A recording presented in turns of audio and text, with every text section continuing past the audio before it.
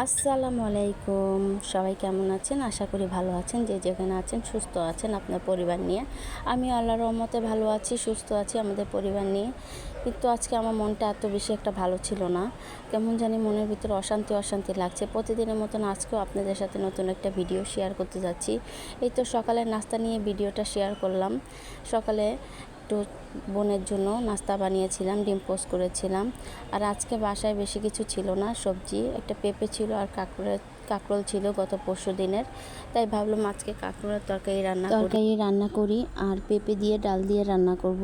হাজব্যান্ডকে জিজ্ঞেস করছিলাম কি দিয়ে রান্না করব, পেঁপে ভাজি করব না ডাল দিয়ে রান্না করব। ওনার তো একটাই কথা, ডাল দিয়ে, কারণ উনি খুব পছন্দ করে ডাল দিয়ে পেঁপে সবজি।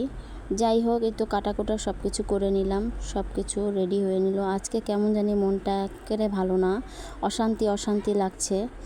মুখের ভিতর কেমন জানি চিপ দিয়ে আছে, মনে হচ্ছে যে কী যে হবে কী যে হবে। দেশের অবস্থা এত বেশি একটা ভালো না, একটুও মন চায়নি ভিডিও আপলোড দিতে, তারপরেও ভিডিও আপলোড দিতে হচ্ছে।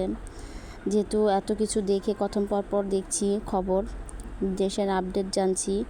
হাজার হাজার মানুষের এই আহাজারি আর এই এত হুঙ্কার দেখে আমার কেমন জানি একটা অস্থিরতা ভিতরে কাজ করতেছে, ভালো লাগতেছে না। তারপরও কি করব, কাজ তো করতেই হবে, যেহেতু ফেসবুক নিয়ে কাজ করতেছি, তো কাজ তো করতেই হবে। এখানে আমি কাঁকরোলগুলো আর আলুগুলো ভেজে নিয়েছি, আর এখানে এখনও কাঁকরোলের তরকারিটা চড়িয়ে দেব। আজকে রুই মাছ দিয়ে রান্না করব কাঁকরোল। এই তো আমি এখানে সব কিছু মশলাগুলো কষিয়ে নিব ভালোভাবে। যেহেতু সবসময় বলি যে ভালোভাবে মশলাগুলো কষালে তরকারি খেতে, মাছ ভুনা খেতে, যে কোনো সবজি খেতে ভালো লাগে। এই তো আমি সবজিগুলো দিয়ে দিব। কাঁকরোলের তরকারি তো আমার হাজব্যান্ডের খুবই একটা ফেভারিট তরকারি।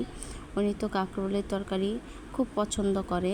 আর সবসময় যখন কাঁকরোলের সিজন আসলে আমার বাসায় সবসময় কাঁকরোলের তরকারি থাকেই থাকে। আমার হাজব্যান্ড প্রতিদিন অফিস থেকে ফেরার সময় কাঁকরোল নিয়ে আসে কাঁকরোল। এই তো প্রায় তরকারিটা কষানো প্রায় শেষ। এখন একটু সিদ্ধ হতে দিয়ে দেবো মাছগুলো দিয়ে একটু টমেটো কেটে রেখেছিলাম, টমেটো দিয়ে দিব।